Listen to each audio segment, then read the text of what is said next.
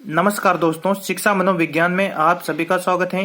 दोस्तों, इस वीडियो में आज हम कवर करने जा रहे हैं हर्बर्ट की पंचपदी पाठ योजना। तो दोस्तों, आइए शुरुआत करते हैं हर्बर्ट की पंचपदी पाठ योजना। हर्बर्ट की पंचपदी पाठ योजना में जो अंग होते हैं वो होते हैं 5। पहला जो अंग है हर्बर्ट की पंचपदी पाठ योजना का वो है प्रस्तावना। प्रस्तावना शिक्षण विधि का पहला और महत्वपूर्ण पद माना जाता है। उसके बाद दूसरा जो पद है इसका हर्बर्ट की पंचपदी पाठ योजना का वो है उद्देश्य कथन। तीसरा जो पद है वो है प्रस्तुतिकरण।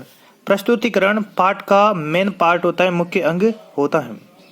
उसके बाद जो चौथा पद है वो है पुनरावलोकन, सिद्धांत निर्माण या नियमीकरण। पाठ पढ़ाने के बाद मुख्य बातों को संक्षेप में दोहराया जाता है इस पार्ट में। अगला है पांचवा पद प्रयोग, मूल्यांकन और अभ्यास कार्य। यह पाठ योजना का अंतिम पद है। तो आइए दोस्तों विस्तार से हर्बर्ट की पंचपदी पाठ योजना को पढ़ते हैं। तो सबसे पहला आता है दोस्तों पद इसमें प्रस्तावना। शिक्षण विधि का प्रथम व महत्वपूर्ण पद माना जाता है प्रस्तावना। प्रस्तावना में क्या होता है, जो छात्र के पास में पहले का जो ज्ञान है उसके आधार पर किसी कहानी, कविता या चित्र द्वारा प्रश्न पूछे जाते हैं।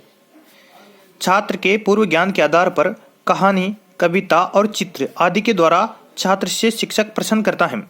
और प्रस्तावना का जो अंतिम प्रश्न होता है वह समस्यात्मक होना चाहिए और नकारात्मक होना चाहिए। प्रस्तावना का बहुत इंपॉर्टेंट लाइन है, प्रस्तावना का अंतिम प्रश्न कैसा होना चाहिए, समस्यात्मक होना चाहिए और नकारात्मक होना चाहिए।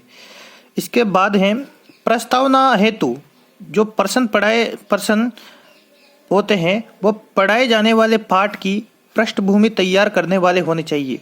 मतलब हमें जो प्रश्न पूछने हैं बालक से वो ऐसे प्रश्न पूछने चाहिए जिससे पाठ की जो पृष्ठभूमि है वो तैयार हो जाए। दूसरा जो हर्बर्ट की पाठ योजना का जो दूसरा अंग है वो है उद्देश्य कथन। यह शिक्षण विधि का दूसरा महत्वपूर्ण पद है। शिक्षण विधि का दूसरा पद क्या है, उद्देश्य कथन। उद्देश्य कथन में समस्या के आधार पर बालकों को जो नवीन ज्ञान दिया जाता है, जो अंतिम प्रश्न समस्यात्मकता, उस समस्या के आधार पर बालकों को जो नवीन ज्ञान देना है उस नवीन ज्ञान का बालकों को आभास हो जाता है इस महत्वपूर्ण पद में, उद्देश्य कथन में। तीसरा जो महत्वपूर्ण पद है वह है प्रस्तुतिकरण।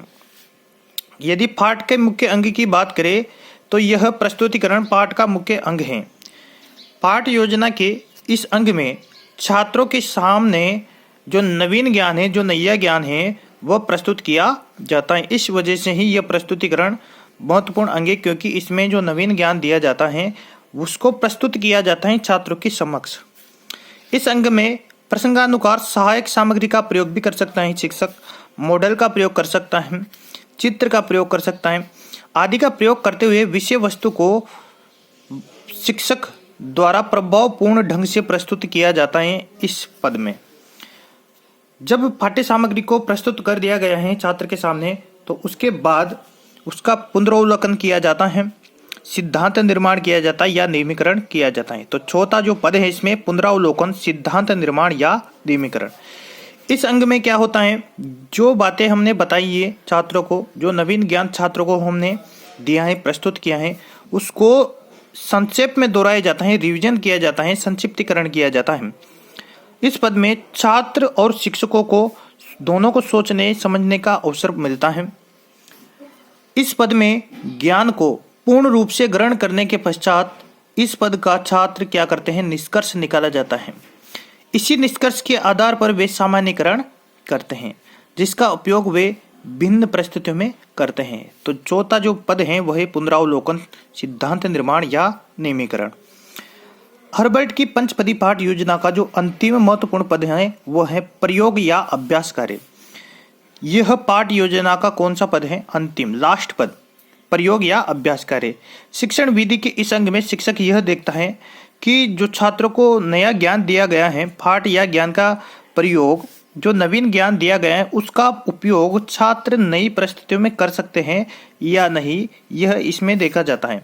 तो दोस्तों ये हर्बर्ट की पंचपदी पाठ योजना के मुख्य अंग हो गए प्रस्तावना, उद्देश्य कथन, प्रस्तुतिकरण, उसके बाद है चौथा पुनरावलोकन, सिद्धांत निर्माण या नियमीकरण, और पांचवा है प्रयोग या अभ्यास कार्य। दोस्तों, यदि हमारा वीडियो आपको पसंद आता है तो लाइक कीजिए, शेयर कीजिए, कमेंट कीजिए और हमारे चैनल को सब्सक्राइब जरूर कीजिए ताकि शिक्षण वीडियो से संबंधित और वीडियो आपको मिल सके। धन्यवाद दोस्तों।